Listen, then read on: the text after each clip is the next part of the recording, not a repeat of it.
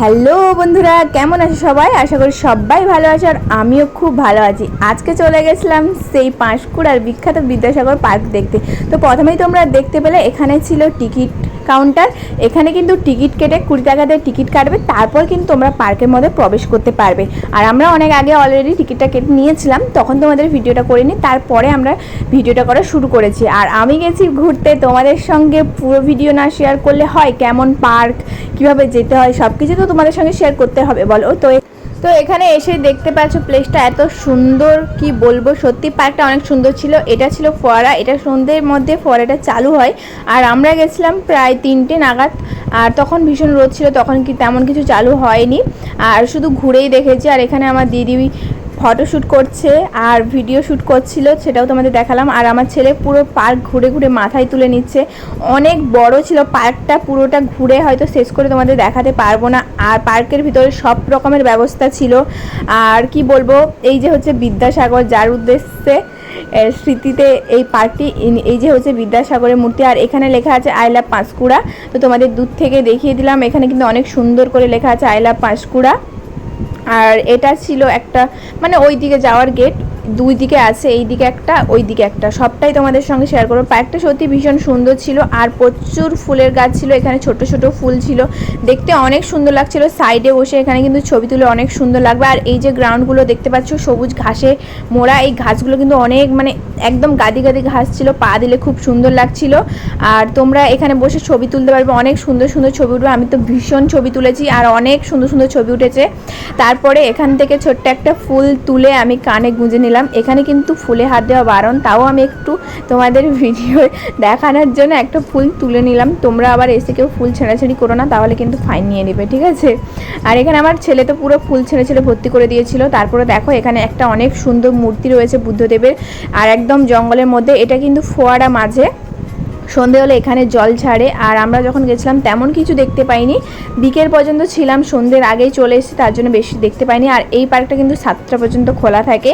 আর এখানে বিশেষত girlfriend boyfriend একদম জমিয়ে যেতে পারো, প্রেম করতে পারো। আর গার্লফ্রেন্ড বয়ফ্রেন্ড দেখার মতো, উফ কি বলবো, যে যে দৃশ্য দেখেছি সেগুলো আর ভিডিওর মধ্যে নাই বা বললাম। তোমরা যারা যারা গেছো বা দেখেছো, যাদের আশেপাশে বাড়ি, তোমরা অবশ্যই বুঝতে পারবে কেমন কি ব্যাপার সব কিছু। আর তোমাদের খুলে বললাম না। আর এখানে আমার ছেলে দেখো আমাকেও মানে ছোটাচ্ছে আর নিজেও ছুটছে, একদম একদম আমাকে পুরো পাগল করেছে, জুতো মুতো খুলে সব ফেলে দিয়েছে। আমরা গেছিলাম দুপুর 3টে থেকে। প্রথমে শাড়ি পরে আমরা ভিডিও শ্যুট করেছি, ফটোশ্যুট করেছি, তারপরে কিন্তু জামা পরেছি আমি আর দিদি দুজনেই। তারপরে তোমাদের সঙ্গে ব্লগটা শেয়ার করছি। প্রথমে যা রোদ ছিল, আমার কিন্তু একদমই ইচ্ছা হচ্ছিল না ব্লগটা শেয়ার করতে বা ব্লগটা করতে। তারপরে ভিডিও শ্যুট করার পরে কিন্তু আমি ব্লগ করেছি। আর এই যে এখানে ফুচকা দোকান দেখতে পাচ্ছ, মানে পার্কে সবাই যাবে ফুচকা খাবে না এরকম তো হতে পারে না। আমরাও গিয়ে কিন্তু ফুচকা খেয়েছি, ফুচকার স্বাদ তেমন ভালো ছিল না, 10 টাকায় 5টা, শুধুমাত্র এখানে ছিল ঝালমুড়ি সব কিছু। আর এই যে দেখো, দেখতেই পাচ্ছ তোমরা গার্লফ্রেন্ড বয়ফ্রেন্ড। আর এই যে গাছটা জাস্ট ওয়াও ছিল, এখানে ছবিগুলোও জাস্ট অসাধারণ উঠেছিল, অনেক সুন্দর সুন্দর ছবি তোলার জায়গা, জাস্ট মানে কি বলবো, দারুণ দারুণ ছিল। এখানে বাচ্চাদেরও অনেক কিছু ছিল, এই যে টয় কার ছিল, এই যে অনেক কিছু ছিল, তোমরা দেখতেই পাচ্ছ। সব কিছু আমি বলতে পারছি না, কারণ সব কিছুর নাম আমি ঠিকঠাক জানি না। আর একটা একটা এত সুন্দর সুন্দর গাছ ছিল, সেগুলোর মধ্যে ছবি তুললে অনেক সুন্দর সুন্দর আসবে। যেমন এই যে একটা গাছ, এটা বাঁশ গাছের মতো দেখতে, পুরো পাতাগুলো সাদা সাদা। আর এই যে ডাস্টবিনগুলো দেখতে পাচ্ছ, আমার ছেলে এই ডাস্টবিনগুলো দেখে এত ভয় পাচ্ছিল, কি বলবো, মানুষ দেখে ভয় পায় না, ওই ডাস্টবিনগুলো দেখেই ভয় পায়। আর স্লিপার ছিল জিরাফের, ওখানে আমি ওঠাতেই পারলাম না ওকে, ওর তো ভয় লাগছিল, বলে জিরাফ আমাকে ধরে ফেলবে, এইরকম অবস্থা। আর ওই যে গ্রাউন্ডটা দেখতে পাচ্ছ তোমরা, ওই গ্রাউন্ডটার পেছনে কিন্তু শুধু বয়ফ্রেন্ড গার্লফ্রেন্ড ভর্তি ছিল। তার জন্য আর যাইনি, কারণ এখন সোশ্যাল মিডিয়ার যুগ, ভিডিও করতে গিয়ে কাকে চলে আসবে ক্যামেরার সামনে, এবার বাড়ির কেউ দেখে দিলে আমাকেই তো ধুয়ে দেবে শেষে, তার জন্য আর সেদিকে বেশি যাইনি। আর এদিক থেকেই শুরু হয়ে গেছে।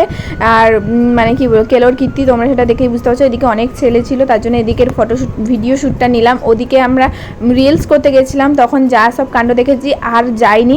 আর এখানে এই যে দেখতে পাচ্ছ তোমরা, আর এই যে একটা পুল ছিল অনেক বড়।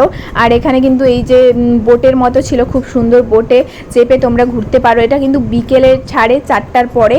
আর আমরা যেহেতু ছিলাম 5টা পর্যন্ত, তার জন্য দেখতে পেয়েছি এখানে মানে একজনের 50 টাকা করে নেবে। আমরা কিন্তু উঠিনি, শুধু তোমাদের সঙ্গে শেয়ার করলাম। আর জায়গাটা জাস্ট ওয়াও ছিল, পার্কটাও বিশাল বড়, পুরোটা কিন্তু ভিডিওর মধ্যে তোমাদের দেখাতে পারিনি। ওইদিকে আরও অনেক কিছু ছিল, তোমাদের তো বললাম যাইনি কী কারণে, আগে গিয়ে যেসব দৃশ্য দেখেছি তার জন্য আমি আর যাইনি। আর যেখান থেকে পারলাম তোমাদের দেখালাম। তো যথেষ্ট কি বলবো, অনেক মজা করেছি। আর কিছু বলার নেই। তোমাদের কেমন লাগলো পার্কটা কিন্তু আমাকে অবশ্যই কমেন্ট করে জানিও। আজকে কিন্তু আমরা খুব মজা করেছি, খুব ভিডিও করেছি, খুব ফটো করেছি। দেখা হচ্ছে পরবর্তী ভিডিওতে। টাটা।